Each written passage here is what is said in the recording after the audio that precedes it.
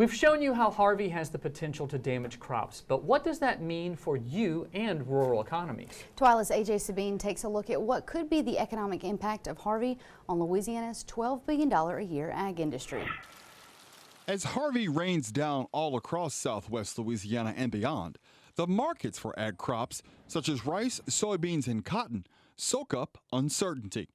LSU AgCenter professor of ag economics Mike Deliberto says the ag market has reacted to this historic storm. Going into harvest with harvesting second crop ratoon rice, the damage that's likely to be caused to soybeans, not only can growers potentially expect to see increased production costs for insecticides, fungicides, inputs of that nature, but also reduced combine efficiency is always something growers are going to be concerned at. Deliberto explains that second crop rice could be particularly vulnerable to storm damage, which could undercut news of a new export deal with China. Before Harvey made landfall, USDA rated 70% of the soybean crop good to excellent here in Louisiana.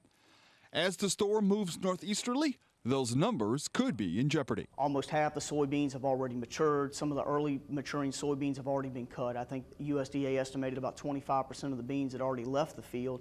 However, sprouting in pods, pod deterioration, increased harvest costs, the potential for increased stink bud pressure as we move later in the growing season.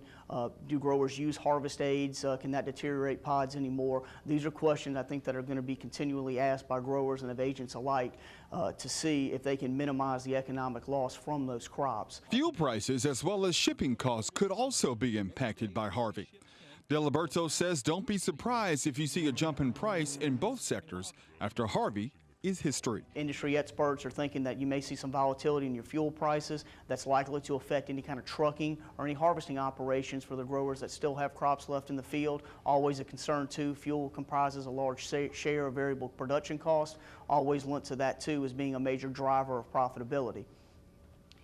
The path of Harvey, corn and soybeans, those 2 ports don't account for a large amount of the exports that we send to our foreign buyers, but the port of New Orleans controls about 60% of corn and soybeans that go to our overseas buyers. We've seen big rallies in soybean shipments to China especially, and anything that could disrupt that port would have substantial economic impact to our ag sector of the state's economy. For This Week in Louisiana Agriculture, I'm AJ Sabine. It may not be until after farmers harvest all of their crops that we know the true economic impact of Harvey. That's when we'll see yield losses in cotton, soybeans, and maybe even sugarcane. We'll bring you those updates in the coming weeks. Still to come on TWILA, how the Farm Bureau is helping firefighters save lives. But first, we'll bring you online to show you the role of social media in this disaster. Stay with us.